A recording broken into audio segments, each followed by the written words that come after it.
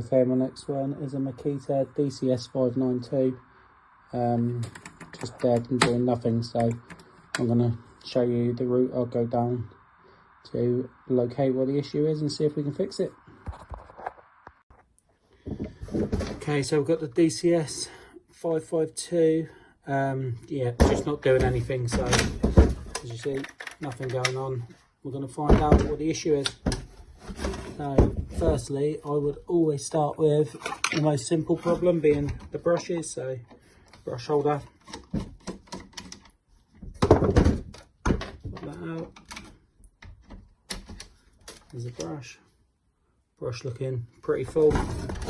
Always check both sides just in case one side has had a little bit of a fry up and stuck in there, but no, that looks good. Okay, phase 2, multimeter, set it to 20 volts, battery back on. Okay, to do this, so you're on your 20 volts into each side of the brush holders, make sure it's touching the metal, and then we shall, whilst it's touching, pull the switch in. Okay, so multimeter telling us nothing there, so there's definitely no power going to the fill port. So battery out, onward we go.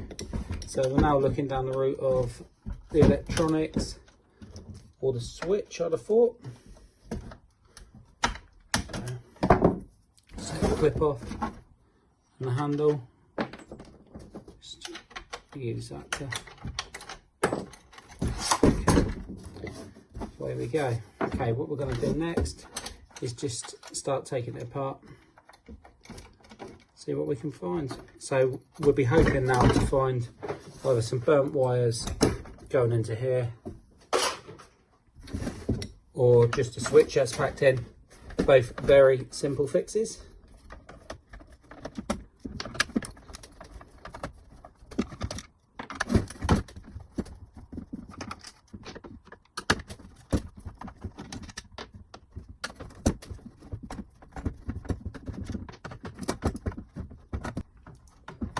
Don't actually see too many of these coming in, so it must be built quite strongly.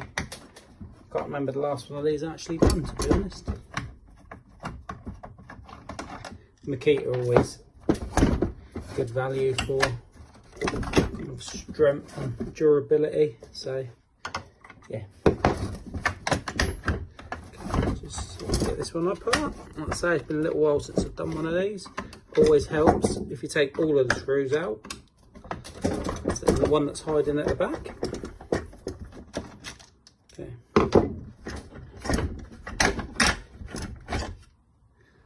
Okay.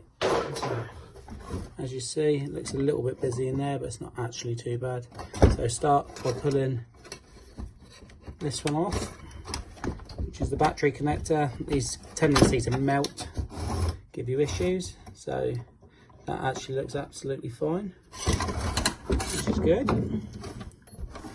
Okay, so it would suggest to me we are into the realms now of this little controller or this switch. Okay, to test the switch, turn it onto the continuity. Hold your tester across the 2 terminals.